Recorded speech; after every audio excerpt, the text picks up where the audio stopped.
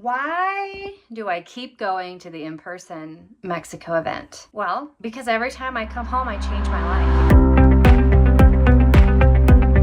All right, so the Mexico event, March 1st through 5th. All my events are transformational, meaning who is the you, who is potential you, who's the you want to experience next. So it's strategic, it's collaborative. You get to be with people who see your potential and who engage your potential into becoming. And that is such a powerful experience. So what we always hear from people after the events is like, I have a much clearer sense of exactly what's next. You get reflected back to you, and you can start to see how you are limiting yourself. It was a fantastic experience, and I will be back next year. and so if that's what you're looking for, get your ticket, and I'll see you on March 1st.